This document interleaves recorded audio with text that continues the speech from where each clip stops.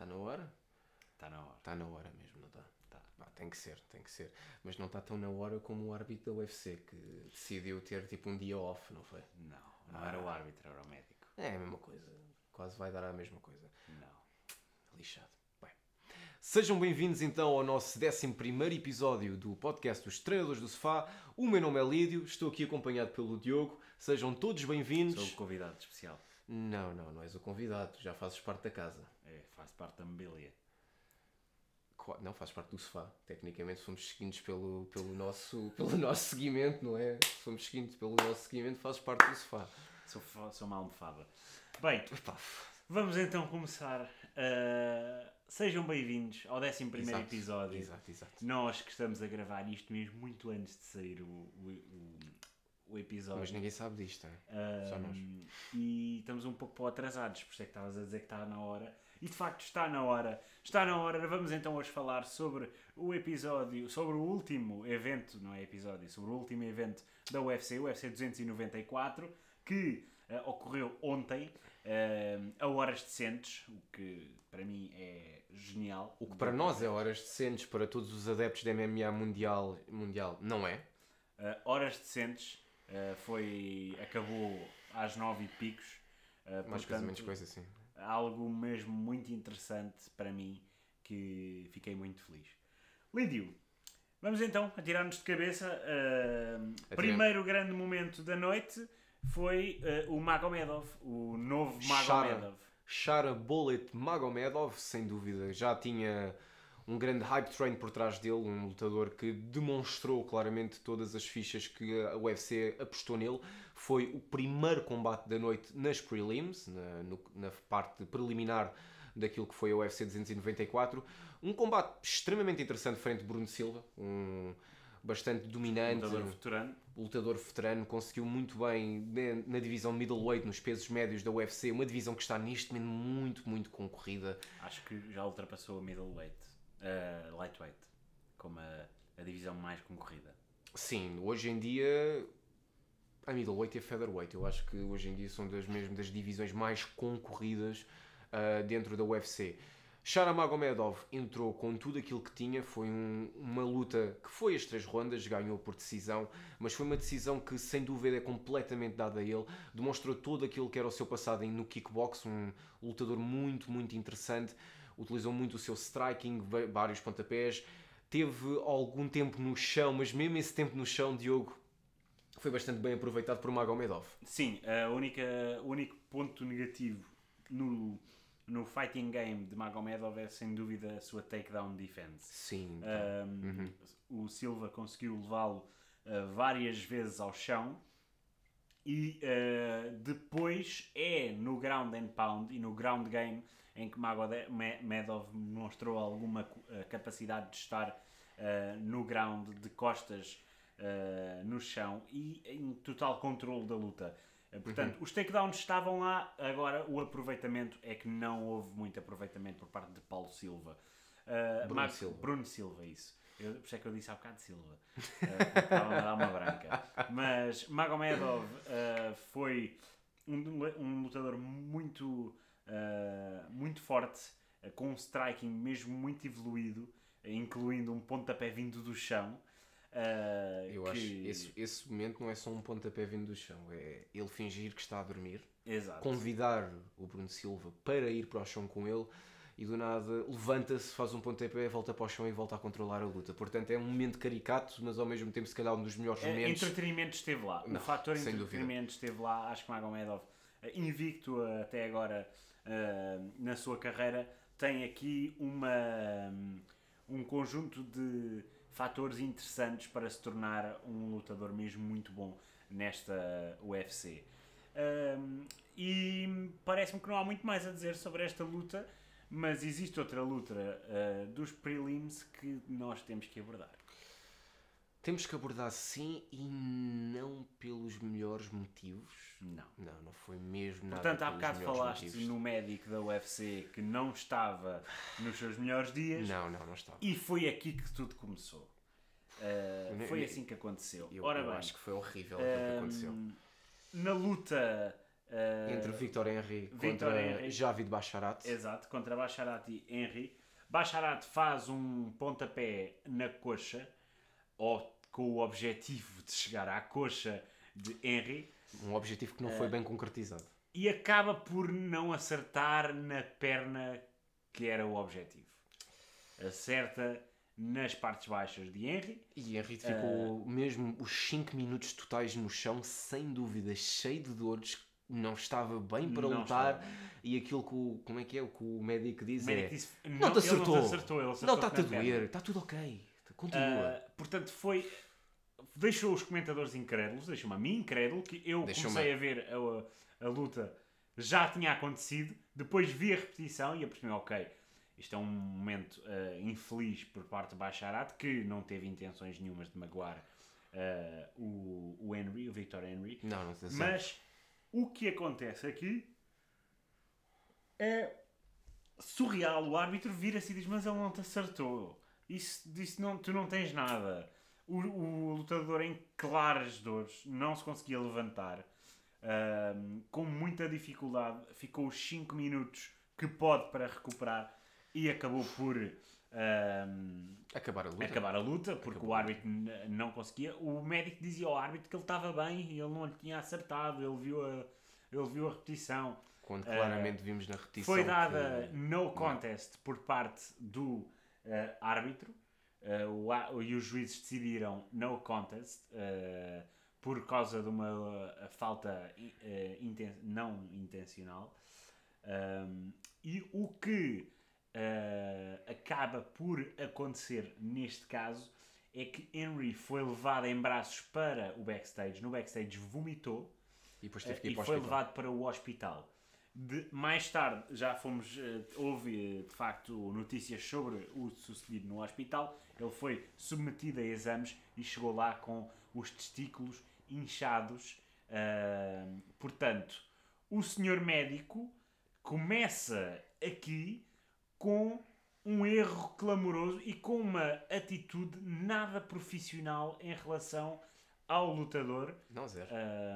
Que não estava de facto em condições, e o médico, em vez de prestar auxílio, disse: tu não tens nada. E eu acho que aqui é algo que tem que ser mesmo discutido dentro dos esportes de combate, não só dentro da MMA, como no boxe, como no Muay Thai, como em outro tipo de esportes, é que os médicos têm que ter um papel muito mais preponderante do que o que têm de vez em quando. Da proteção do lutador. Exatamente. E eu acho que aquilo que aconteceu aqui foi a proteção do lutador não era aquilo que interessava. Foi um estilo de ação muito, muito, muito má. Até porque o médico não é juiz, não é árbitro. Ele não tem que ver onde é que acertou ou deixou de acertar. E eu acho que é... Não é acho. Ele não é analista. Ele não é analista, não é comentador, mas aqui nem é o que nós temos de ter em conta. A realidade é que na UFC 294 nós tivemos mais um caso de que os médicos nem sempre conseguem fazer a melhor análise daquilo que é o sucedido dentro de um combate. Já aconteceu em vários outros combates dentro da UFC e dentro de outros desportos, e a realidade é que nem sempre o médico tem a melhor análise do que é um strike, do que é que foi o dano real, do que é que o lutador sente, do que é que... X de razões. Esta luta foi simplesmente mais uma que aconteceu que... Aquilo tecnicamente podemos dizer que foi ao vídeo-árbitro. O vídeo-árbitro não viu completamente bem. E já é mais outro caso de que no Dubai volta a acontecer algo que não é muito bom para o lutador que é de fora. E nós também podemos olhar para... De facto, nós temos direito às repetições. E as repetições não são as mais claras. Em vários momentos existe algo à frente na altura do contacto. Mas dá para perceber numa das primeiras repetições que o pé de facto bate por baixo da zona pélvica e que não é um low blow, por assim dizer, porque não era este o objetivo do Basharat, mas aconteceu. O problema aqui é a ação ou a falta dela para com um momento de aflição de um atleta. É que claramente dava para perceber que ele não estava a fingir. É que isto, obviamente, que pronto, não afetou, foi dado no contest, felizmente, e não a derrota de Henry, porque uma derrota de Henry seria injusta. Portanto, perante esta situação, ok, tudo bem, não houve uma má decisão por parte do juiz e do árbitro, mas é a falta de ação que nós vemos do médico, de um profissional de saúde que está a ser pago para estar ali E não está a ser mal pago. e não está a ser mal pago, e acaba por ter uma decisão surreal ao dizer: não, tu não estás aleijado. Mas eu não sei se tu concordas aqui comigo, porque a realidade daquilo que nós já temos visto bastante dentro da UFC é que são as comissões atléticas do local onde a UFC normalmente vai desempenhar os seus combates, os seus eventos, é a comissão que, por norma, tem toda a obrigação de fornecer ao UFC, seja médicos, seja árbitros. Por norma, os juízes até são escolhidos mesmo pela comissão atlética. Não seria melhor a UFC ter mesmo uma equipa médica que fosse a todos os eventos e protegesse realmente aquilo que os lutadores têm? Ou vamos deixar mais uma vez a decisão nas mãos daqueles que não têm nenhuma ligação à organização? É porque não acontece só dentro da UFC, acontece maioritariamente dentro da MMA. E isso é mesmo algo alarmante, porque Nós já tivemos árbitros a serem despedidos pela UFC vários por árbitros causa de uma despedidos. decisão melhor ou pior.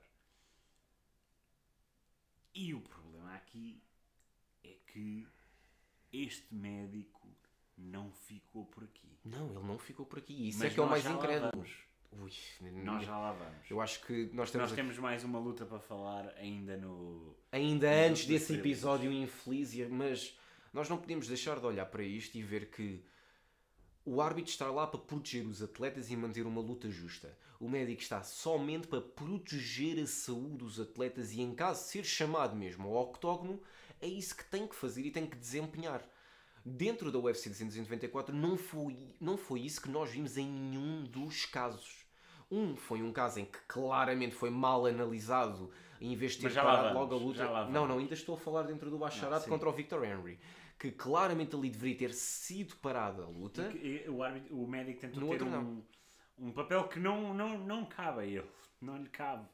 Ele só tem que atender às aflições do Não, atleta. e nós estamos a alongar-nos um pouco neste tempo, mas a realidade é que E já lá vamos mais. vamos ver, é que a própria reação do Victor Henry àquele pontapé, tu não consegues pagar a nenhum ator para ter aquele tipo de prestação. Não. Viu-se claramente que o lutador ficou afetado. De imediato, ele cai de cara. E não é o cai-cara. Ele cai de cara. Ele cai de cara, agarrado à sua zona pélvica, aos testículos e ao pénis. Porque ele diz, ele acertou-me nas bolas e no pénis. É que foi, se calhar foi o melhor pontaria de sempre do Basharat. O Basharat acertou. Não, e além disto, foi o próprio Basharat, depois da luta, vai mesmo pedir desculpa ao Victor Henry e parece que passado um dia, ele diz, depois de alguma reflexão, eu devia ter ganho por TKO. Isto claramente, e a meu ver, eu acho que ele está a fazer isto para vender uma nova luta contra o Victor Henry e ganhar a popularidade. Mas não é o melhor timing. Não, ele devia ter Não dito, é o melhor timing. Ele devia ter sido sincero e disse, pronto, foi um momento infeliz, no contest, we'll run it back. Faremos outra vez, lutaremos e de certeza que chegará ao fim. Mas de certeza que não será na UFC 294 porque este evento estava Parecia que era amaldiçoado a Estava nível amaldiçoado de porque- paragens, de movimentos ilegais. Eu acho que... houve imensos movimentos ilegais. Não sei se tu concordas comigo, mas para mim a UFC 294 foi o evento mais desapontante do ano da UFC. Era aquilo que se calhar prometia mais. Não prometia muito porque, olhando para o card, tirando as duas lutas principais, não era um card assim tão chamativo quanto isso. Foi feito para o público local. Foi feito para o público local, mas se tu fores a ver, tinha combates extremamente interessantes, seja mesmo a estreia do Chara, seja o Mohamed Mokaev, com um lutador extremamente emergente dentro da UFC, tinhas o Magomed Ankalaev contra o Johnny Walker, que era uma luta interessante, e já vamos aí também, já agora. Porque esse é o outro momento incrédulo, que nos deixa incrédulos. Deixa estar, já vamos lá. Mas tivemos muitas lutas interessantes que prometia inicialmente ser um grande evento, quando foi Charles Oliveira Makhachev grande main event que depois passa para o Volkanovski e não dá. E pronto, existem outras... Este UFC 294 teve muitas mudanças, mas a realidade é Mohamed Mokaev teve uma prestação interessante, ganha por submissão muito interessantemente e sem dúvida das melhores transições nos últimos tempos para uma submissão muito boa, muito suave, aproveitar tudo aquilo que era o seu freestyle wrestling que já tinha aprendido no Dagestan, que é de onde ele é oriundo, mas foi mesmo em Manchester e em Inglaterra que ele começou a lapidar o seu próprio diamante. Um lutador muito interessante dentro desta divisão. Estreou-se há muito pouco tempo do UFC e já está a subir cada vez mais no ranking. E neste momento entra no top 10. Entra no top 10, era o 11º do ranking, foi lutar contra a Elliott, passou para o número 10 e no final da luta chama Kai Kara-France, que é o lutador que Manel Capos já tem na sua mira. Sim. Há algum tempo. Esta luta eu que ontem tive a fazer... Tu ontem foste juiz. Ontem tive a fazer o meu próprio scorecard para ter mais ou menos uma noção do que é que estava a ser para mim a luta. E eu digo que me saí relativamente bem. Eu comecei com o Yaha vs Peak, em que foi 30-27, acertei. Foi esta a decisão dos juízes. Peak ganhou de facto 30-27. Ganhou as 3 lutas 9-10, ou neste caso 10-9.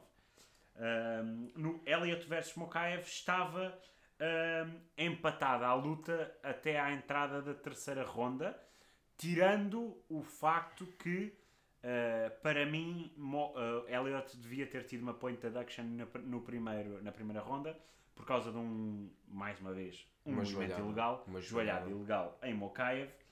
O árbitro penso que não lhe tenha nem os juízes tenham feito essa point deduction, o que levava ao tal empate. Para mim estava naquela altura 19-18 a favor do Mokaev.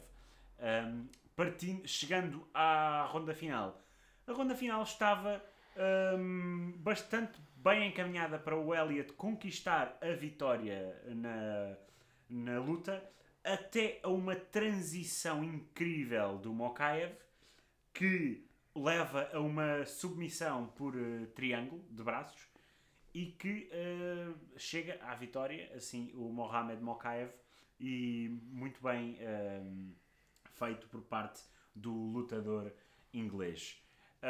Mokaev, de facto, não me surpreendeu, sinceramente. Não, eu já tinha visto lutas do Mokaev e tinha gostado. Neste caso em específico, parece-me que ele está a mostrar algumas debilidades no que toca à chegada ao top 10. Ele está a ter já algumas dificuldades na chegada ao top 10, mas não podemos ter aqui... Temos que ter aqui algo em conta. Ele tem 23 anos. Sim, é mais novo que nós os dois. É um lutador muito jovem. Estreou-se na UFC no ano passado, em 2022, e desde então já teve 5 lutas. Algo que nós não vemos a acontecer muito na UFC. Normalmente vemos lutadores que se calhar têm um hiato, normalmente 1 ano, 2 anos até para lutar, ou lutam uma vez por ano, 2 vezes por ano.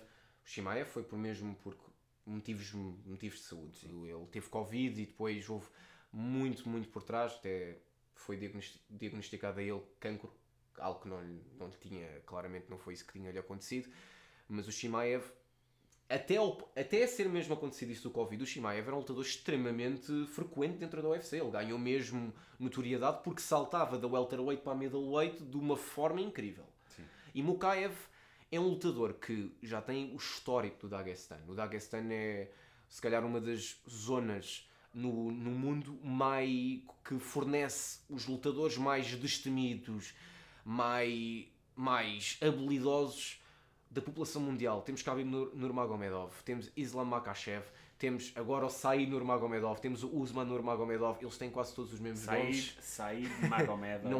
não faz parte da família. Said Magomedov, Está tudo bem, está vivo. Temos vários lutadores que vêm dessa zona. Não é o caso de Khamzat Chimaev. Ele é da Chechênia. É da Chechênia. Mas não está longe. Não está nada longe. Não está longe. Mas neste caso do Mokaev, parece-me que é um lutador que faz esse call-out, fala no próprio Manel Cap, que também não seria bom para Mokaev. Parece-me que perante Elliott teve dificuldades, perante Manel Cap teria grandes dificuldades. Manel Cap é um lutador que é grande para a sua divisão, é um lutador muito explosivo, forte, muito forte, que tem demonstrado que está neste momento um lutador completo na UFC e que é dos lutadores mais perigosos da divisão da Flyweight. E Mokaev foi o que eu comentei com o Lídio e não só, comentei com outras pessoas.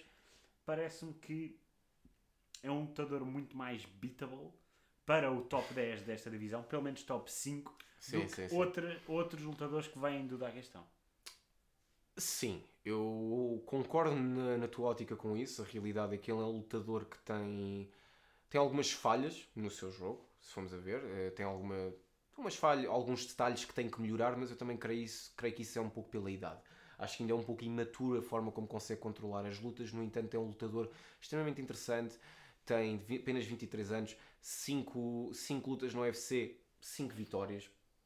Quase nenhum miúdo de 23 anos consegue dizer isso. Ou quase nenhum lutador jovem consegue dizer que no UFC é invicto. Um que eu me lembro que possa dizer isso. John Jones? É, exato. Exato. E o Mokaev ainda não está no nível do John Jones, nem sabemos que pode chegar lá, mas a realidade é que o céu é o limite. Uma luta contra o Kai Kara-France seria uma luta interessante. Uma luta contra o Manel Cap, nós aqui somos um bocado parciais, não é? Não, mesmo para quem... Mesmo para quem sabe, a realidade é que o Manel Cap ganharia. Mas somos parciais claramente eu na até mesma. Comentei com alguém que não é português isto e disseram de facto que parece-me um big stretch para o Mokaev defrontar o Manel Cap, porque é um lutador muito forte dentro da divisão e que é um candidato óbvio ao título desta divisão. Claro que nesta flyweight existem outros monstros. Davison Figueiredo já não está na flyweight, vai para a bantamweight. E já tem a luta anunciada com o Rob Font. Existe lutadores como Brandon Moreno, como o campeão atual Alexandre Pantoja.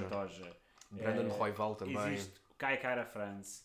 Existe o Manel Cap. É uma divisão que está stacked também. Mas se ainda cá tivesse Davison Figueiredo, esse é outro que eu duvido que o Mokaev tivesse capacidade de derrotar. Mas vamos ver onde é que este jovem lutador vai parar, tendo acabado estes prelims e com uma prestação bastante aceitável. Mas sabes qual é que ainda é o maior facto interessante de Mohamed Mokaev nestas 5 lutas dentro da UFC? Qual? É que em 5 lutas, teve 4 lutas ganhas por submissão. Sim. Só uma foi por decisão unânime. A realidade é que este jovem está a subir no ranking, a subir de uma forma inacreditável e que claramente pode ter algumas falhas no seu jogo, mas nunca sabemos qual é que é o seu potencial até ele lutar literalmente com alguém forte dentro da divisão. Mas quem sabe se não vamos ter Mokaev contra Manel Cap ao próximo ano. Exato. Avançando então, depois do Mokaev, tivemos então o main card. O main card, isto é simples. Das 5 lutas das 5 lutas do main card, 4 acabaram na primeira ronda. A primeira, Nurmagomedov, que nada tem a ver com Khabib Nurmagomedov, embora ou com Usman Nurmagomedov. Ou com Usman Nurmagomedov. Venceu por submissão na primeira ronda frente a Gafurov. E que submissão? Uma submissão no primeiro minuto da luta foi horrível. Absolutamente detestável. Não aconteceu nada. E depois Gafurov enfiou o seu pescoço nos braços de Nurmagomedov para ser submetido. Eu penso que ele estava a tentar fazer uma placagem ou algum takedown. Ele tentou fazer um takedown. Mas o Said disse... Mas não. O Said literalmente apanhou-lhe o pescoço, fez-lhe uma submissão 1 minuto e 5 e meteu-o a dormir. Gafurov desistiu, só que foi no lado oposto onde estava o árbitro. O árbitro não conseguiu a perceber. O Nurmagomedov largou de imediato, mas foi o suficiente para Gafurov adormecer. Mas foi aquele adormecer, ele logo de imediato largou e depois conseguiram acordá-lo.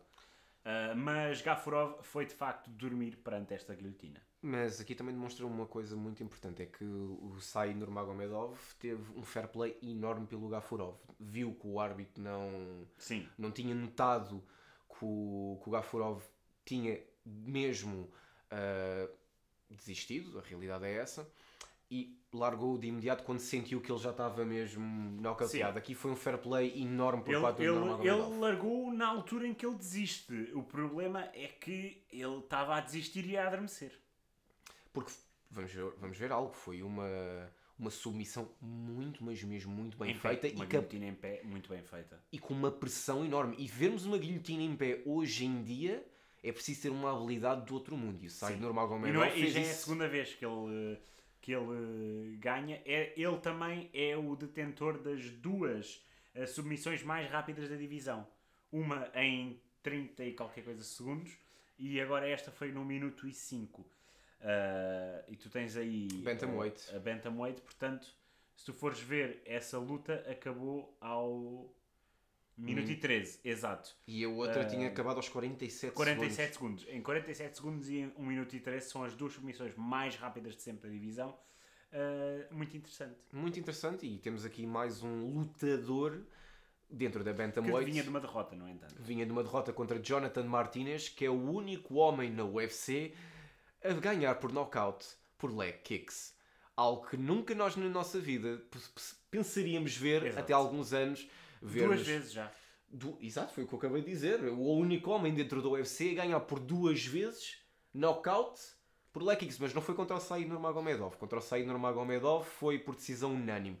E ele que neste momento, Jonathan Martinez, está quase com um foguete para chegar ao Sugar Sean. Exato. Que curiosamente tem um historial não muito interessante com a leg kicks. Não, zero. Mas vamos ver. Avançando, Aliskerov contra Alves acabou com um KO na primeira ronda.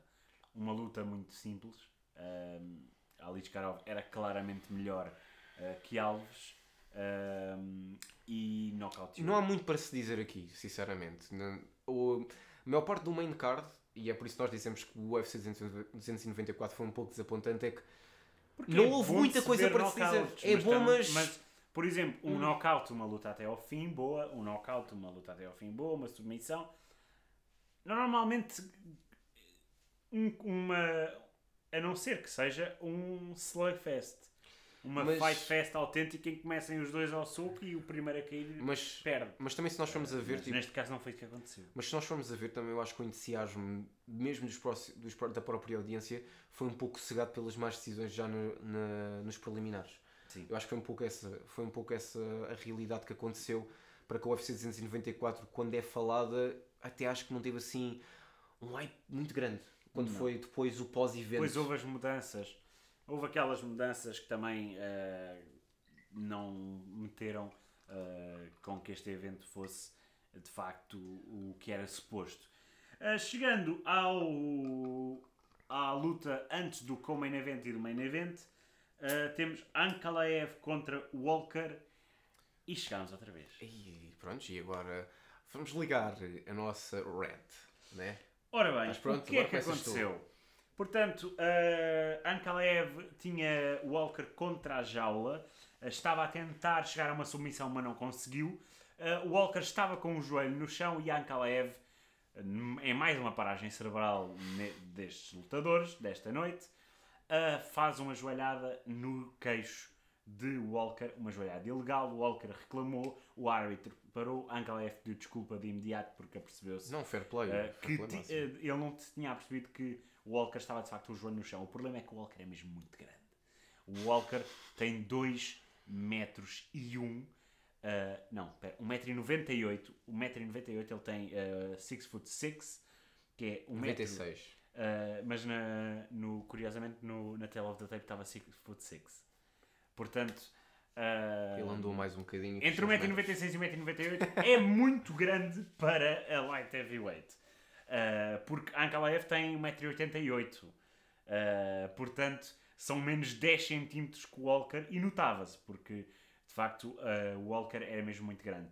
E depois, quando isso acontece, o árbitro manda vir o médico para ver se existe uma concussion. Ora, o senhor médico da altura, o mesmo que tinha decidido que não, isto não foi um pontapé nas partes baixas, não foi um low blow, começa a falar com o Walker responde, e depois do nada, atenção, o médico falava inglês, o Walker fala mal inglês. O Walker é brasileiro, é Johnny Walker, mas ele é brasileiro. Ele não fala o melhor inglês. Ele não estava a falar na sua língua nativa, depois de ter levado uma joelhada no queixo, e o médico vira-se para o árbitro e diz: ele não pode continuar, acabem a luta. O árbitro acaba a luta com o Johnny Walker pronto para lutar. Parecia aquele meme do Let Me Bang Bro. O Johnny Walker depois quis continuar, empurrou o árbitro do tipo: o que é que tu estás a fazer? Entram os seguranças e ele: saiam daqui, nós queremos lutar. O Ankalaev pronto para lutar, ele a dizer ao Ankalaev: vem, vamos lutar, não interessa. Não dá. Isto foi... O Dana White estava vermelho. O Dana White foi dado como a stoppage por no contest, mais uma vez, felizmente. E o Dana White disse tanto ao Walker como ao Ankalaev: nós vamos resolver isto.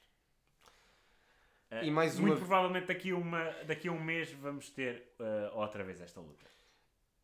E eu nem sei o que dizer, porque Magomed Ankalaev, o segundo no ranking da Light Heavyweight Division, uma divisão extremamente competitiva, o campeão Jamahal Hill, e a próxima luta dentro da Light Heavyweight, a próxima grande luta dentro da Light Heavyweight é nada mais nada menos do que Alex Poatan Pereira contra Yuri Prochazka.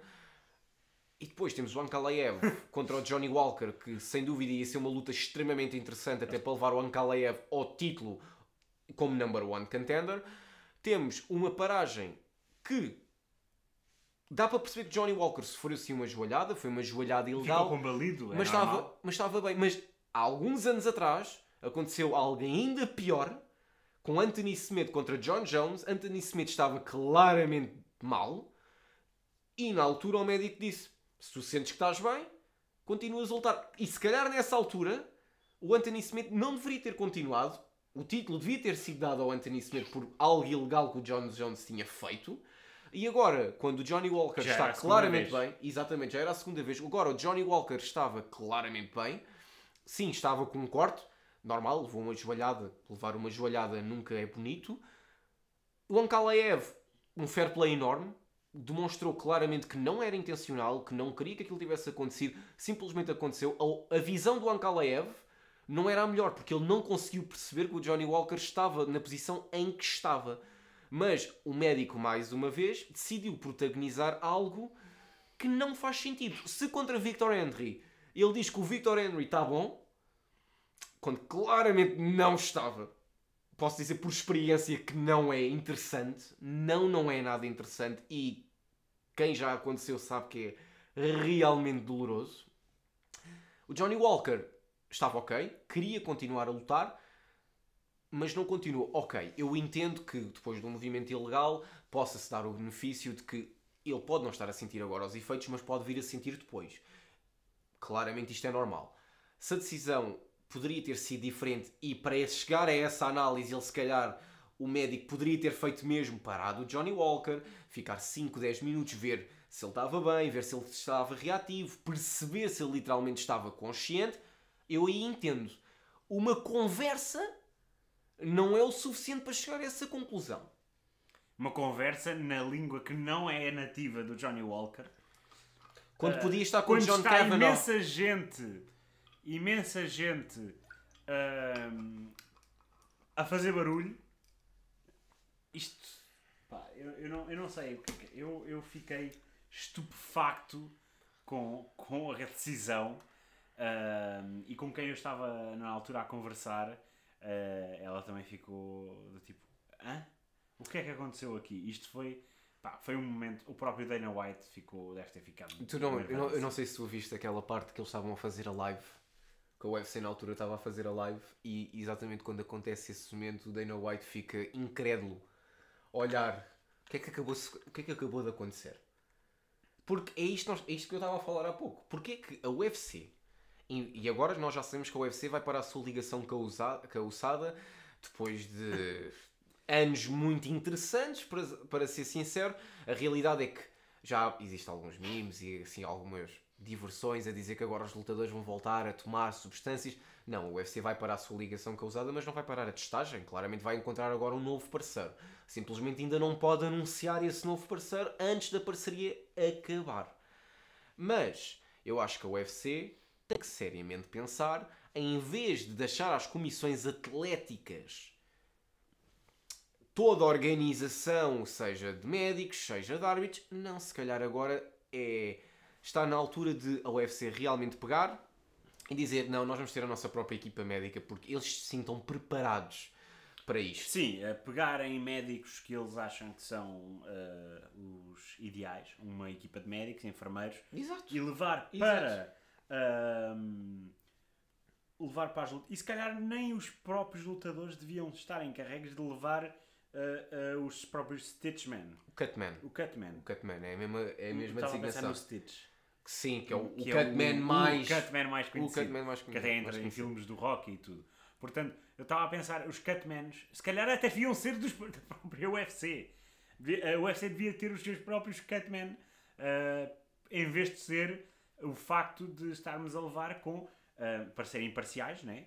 Porque às vezes os Cutmen são importantes para decidir se a luta vai continuar ou não. Exato. Portanto, Exato, Cutmen exato. imparciais, e deviam ter Cutmen enfermeiros e os médicos, todos por parte da companhia, treinados para aquilo, só a fazer aquilo. Simples, É o que faz mais sentido. simples, É o que faz mais rápido, mais barato, talvez. Isto não pode continuar. Johnny Walker estava em condições de continuar porque ninguém com uma contusão faz aquilo que ele faz a seguir. Ninguém. Quer dizer, mais ou menos, não é? Também uma pessoa com uma concussão tipo não tem um pensamento claramente, não tem muito um pensamento limpo. Portanto, mas ele parecia-me bem. Parecia-me claramente bem, ele sai bem, ele não tem qualquer tipo de problemas a seguir. Até agora não existem notícias que de facto tenham feito exames e que tenha sido detectado alguma coisa. Se bem que as concussões, por norma, pode demorar alguns dias a apresentar sintomas, mas, mais uma vez, na altura não parecia estar mal. Mas Exato. para fazer mesmo uma análise e um diagnóstico daquilo que era a condição do atleta, não era uma conversa. Exato. Isso é a mesma coisa, quando vais ao médico, o médico pergunta-te, está tudo bem? E tu dizes, está E tudo. a cena é que tá eu tudo acho ok. que ele fez o Vai-te embora. exame de olhos e ele estava a seguir. Portanto, eu não sei. Mas- eu achei ridículo aquilo que aconteceu. Eu acho que foi dualidade de decisões. Quando como o Victor Henry, estava claramente mal, o árbitro diz que está bem. Quando está claramente bem, o árbitro diz que está mal. Portanto, eu acho que... Não sei. Não Foi sei. mau Não sei o que critério. aconteceu. Mau critério. Pronto, foi ridículo. Lídio. Chegamos então ao Main Event. Estás a falar do Khamzat Chimaev contra o Kamaru Usman. Uma luta que já nós tínhamos falado neste podcast, o quê? Se calhar na temporada passada. Sim. Há Ou então muito mesmo na tempo primeira atrás. temporada. Há muito tempo atrás, quando Khamzat Chimaev Na aparece... primeira temporada. Nós dizíamos que ele, frente a Kamaru Usman, na altura em que ele estava a lutar, no início da sua carreira do UFC, perdia. Mas Não Basta- perdeu agora. basta deixar mais uns aninhos, ele torna-se mais maduro e ganha a Kamaru Usman. Bem, acho que o profeta e o oráculo funcionaram bem nas suas previsões. Claramente. Tendo em conta... há aqui um asterisco mesmo muito grande. Claro, não Que é- temos de deixar isso fora, não é? Kamaru Usman foi para esta luta com 12 dias de preparação. Algo que, obviamente, é um handicap muito grande para Kamaru Usman. E numa divisão que não é a dele. Uma divisão que não é a dele, uma divisão extremamente interessante, que esta luta já tinha sido anunciado, que o vencedor do Chimaev contra o Usman iria lutar contra o Sean Strickland pelo Middleweight Championship. E agora eu digo já que isso é a coisa mais estúpida que a UFC já fez. Não faz sentido. Não faz sentido nenhum. Faz sentido nenhum. Porque o next in line devia ser o Dricus du Plessis. No entanto, o Dricus du Plessis ainda está lesionado. Não interessa! Devia Eu sei que ser tu o és Dricus du Plessis. E eu sei que tu és um fanboy do Dricus Então, du Plessis. o homem ganhou a Robert Whittaker. Já ganhou a vários lutadores de topo e ninguém lhe dá essa oportunidade. Parece o Tony Daqui a Ferguson. 4 meses, daqui a 5 meses, não podia ser ele, até porque o Strickland não vai lutar já. Mas o Strickland é um lutador extremamente ativo, portanto é possível que lute já no início de 2024. Mas sim, assim, eu sei que tu tens... Mas eu sei que tu tens um grande amor pelo Dricus du Plessis, porque Não, tu já... grande amor. Eu conheço o Dricus du Plessis há vários anos. E ele merece porque ele chegou à UFC e ganhou os seus combates todos. Ganhou bem os seus combates todos. Ganhou aqueles que toda a gente achava que ia perder. Provou que é dos melhores middleweights neste planeta. E o Dana White está tipo, não, caga. Não, ele agora também está lesionado e creio que tão cedo não deverá voltar. Mas sim, eu acho que o próximo combate, mesmo na middleweight, é o Dricus du Plessis contra o Sean Strickland. O Chimaev contra o Strickland é uma luta extremamente interessante, que se o Strickland chocou o mundo quando ganhou a Adesanya, que se calhar o Chimaev contra o Strickland vai ganhar. Mas nós, conhecendo aquilo que o Strickland é um lutador que luta praticamente todos os dias. Ele treina todos os dias, está sparring todos os dias. Quem vê os vídeos do Strickland é inacreditável como aquele homem consegue aguentar tanto. E a condição física do Strickland, Diogo, é de outro mundo. Sim, e é aqui que vem, se ele aguentar a ofensiva de takedowns do Chimaev, acho que é aqui que o Strickland vai ter a sua possibilidade de ganhar. Porque o que nós vimos aqui nesta luta foi muito simples. O Kamaru Usman foi pela segunda vez na sua carreira da UFC, recebeu um takedown, ainda muito cedo na luta, onde Chimaev conseguiu dominar durante 4 minutos e meio Kamaru Usman no chão. Ou não no chão, mas 4 minutos e meio. Algo nunca antes A visto. única ofensiva de Usman foi uma defesa a uma submissão em que fez com que Chimaev visse o chão com zoom. E mesmo muito zoom. De resto, Chimaev dominou durante 4 minutos e meio e foi, para mim, e para para todos os juízes da UFC, uma ronda 10-8. O que é uma ronda 10-8, Lídio? Uma ronda 10-8 é uma ronda em que literalmente o oponente, neste caso o Chimaev, dominou. E dominou Kamaru Usman. Dominou Kamaru Usman durante a primeira ronda. Extremamente Kamaru Usman. Foi sem dúvida uma ronda 10-8 para Chimaev. 4 minutos e meio de controlo, ofensiva, com cotoveladas, socos, slaps chapadas nos ouvidos. Fez de tudo, tentou uma submissão que conseguiu, mas lá está, o Usman foi mesmo muito inteligente na sua defesa. Portanto, o que há aqui a apontar é mesmo um domínio do Chimaev na primeira ronda como nunca ninguém tinha visto frente a Kamaru Usman. E também temos aqui ter algo em conta. Kamaru Usman vem de agora, até este momento, 3 derrotas consecutivas. Perdeu o título contra Leon Edwards numa luta em que estava claramente a dominar e depois o Leon Edwards decidiu-se sacar um coelho da cartola com aquele head kick que fica na história como um dos knockouts mais devastadores dentro da welterweight. O welterweight que tem talvez os knockouts mais devastadores de sempre. Escamar o Usman a Masvidal a Ben Askren. E é sempre a envolver, isto é, Masvidal, Ben Askren, Kamaru Usman, Masvidal, Leon Edwards, Kamaru Usman. Se calhar agora vai ser o Leon Edwards contra Covington. Nunca sabemos como é que isso vai acontecer, mas a realidade é que tinha sido 2 derrotas antes deste combate. Kamaru Usman vem para este combate sem preparação e aquilo que eu tenho a dizer ao Kamaru Usman é muito, mas mesmo muito respeito pela decisão que ele teve. Qualquer lutador não teria entrado para aquela luta. E não perdeu por decisão unânime. Não perde por decisão unânime. Perde por decisão maioritária, majority decision, que eu compreendo. É praticamente uma split decision, só por dizer que tem outro nome. Eu dei... a minha pontuação foi 29-27 Chimaev, porque foi 10-8 Chimaev na primeira ronda, 10-9 Usman na segunda ronda, 10-9 Chimaev na terceira ronda. Tu tiveste a ver a luta, concordas com a minha decisão? Concordo. Eu acho que o Chimaev teve mais controle sobre o Kamaru Usman. Tivemos sim claramente uma segunda ronda em que o Usman esteve sempre praticamente em pé Foi e um conseguiu cansar muito bem o Chimaev. O Chimaev, que a sua ronda 10-8 é a Blessing e nem tanto a Blessing. Não é. Eu acho que a última ronda foi, como se costuma dizer, um cry for help do Chimaev.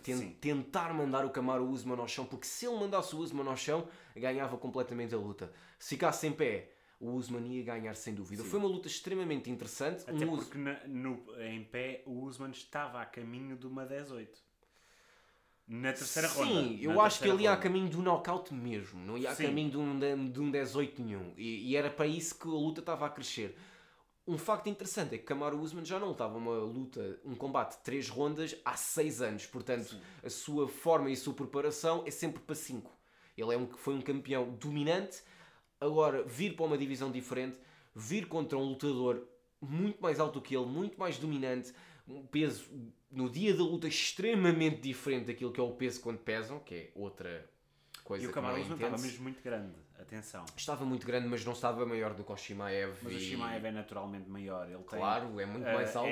Tem 2 polegadas de altura, 2 inches, ou seja, são 5 centímetros de diferença. O Kamaru Usman tem 1,83 m, o Chimaev tem 1,88 m, 89. Portanto, estamos a falar de 5, 6 centímetros de diferença que fazem alguma diferença. O Chimaev é maior, é mais pesado. O Chimaev é um light heavyweight natural. Portanto, nós estamos a ver, acho que da middleweight o único que é maior que o Chimaev é o Adesanya e o Poatan, que agora está na light heavyweight. Sim, mas o Poatan é um light heavyweight natural. Mas vamos reparar que o Chimaev, o objetivo dele era até ser triple champion. Era ganhar na welterweight, ganhar na middleweight e ganhar na light heavyweight. Isso já não vai acontecer. Isso já me parece muito improvável. Ele só conseguiria ter feito esse feito inacreditável se ele tivesse conseguido manter o peso dentro da welterweight. Complicações de saúde não fizeram isso ser possível. Agora tem uma grande oportunidade para, dentro da middleweight, conseguir ser campeão. Sem dúvida é um lutador surpreendente. Um lutador desde que entrou veio causar o caos. Seja nas conferências de imprensa, seja nas redes sociais, seja dentro do octógono. Seja no backstage, como por exemplo ameaçar gangsters. Ok, não vamos por aí, está bem? Não vamos por aí, que isso também foi dos espetáculos do UFC mais desapontantes de todos os tempos. A realidade é que Khamzat Chimaev veio para provar muito dentro da middleweight, acaba por derrotar... E também para ter uma coisa interessante, que é a amizade mais esquisita de sempre, com o Darren Till. O Darren Till já não está no UFC também, portanto... Mas é uma amizade esquisita. Porque foi não do vamos nada. Entrar por aí. Não vamos entrar também por aí. Foi uma amizade esquisita que levou o Darren Till fora do UFC. Portanto, não sei até que ponto é que é uma boa amizade. Mas o Darren Till já estava a caminho. Nunca sabemos. Ele já não. Não sabemos. Ele estava... Vamos ver como é que Khamzat Chimaev vai se comportar nas próximas lutas e nos próximos combates dentro da UFC. Aquilo que tudo aponta é que irá lutar mesmo frente a Sean Strickland. Na minha opinião, deveria lutar contra Paulo Costa, porque era a luta que estava para acontecer dentro do UFC 294. Não acontece. Usman entrou. Khamzat Chimaev ganha o número 1 welterweight do mundo. E a realidade é que vamos ver grandes combates dentro da middleweight division. Noutro combate, em que tem uma entrada à última da hora e se calhar o Dream Match novamente a acontecer, é Alexander Volkanovski, campeão da Featherweight Division, que é a divisão só dele. Não há de mais ninguém naquele momento. Max Holloway é para sempre o number 1 contender. E se calhar vamos ver estes dois a lutar até aos fins dos dias. Max Holloway é melhor que todos os outros da divisão da Featherweight. Mas não é melhor. E o Volkanovski é melhor que todos os outros, incluindo o Holloway.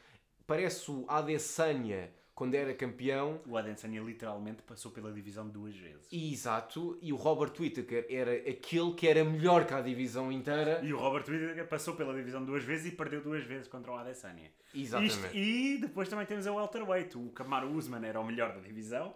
O Colby Covington era o melhor da divisão, mas não era melhor, que o Kamaru Usman passava pela divisão 1, 2, 3 vezes. E depois chegava ao Usman e perdia. E depois chega ao Leon Edwards e diz headshot dead.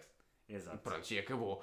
A realidade é que Alexander Volkanovski, sem dúvida um lutador que Diogo, não, nós não temos que introduzir o Volkanovski, pois não. Volkanovski tem uma atual, um recorde de 26-3, porque perdeu 2 vezes contra o Makhachev, ou melhor, devo dizer, perdeu uma vez contra o Makhachev. Porque a primeira vez é Volkanovski. Peço imensa desculpa a dizer, mas é Volkanovski. E eu concordo totalmente, Volkanovski derrotou Islam Makhachev por decisão unânime, mas não foi isso que foi atribuído pelos juízes. Não foi isso que foi atribuído pelos juízes, e o Volkanovski, na minha opinião, tomou a pior decisão possível em ter vindo preencher uma vaga que não era para ele.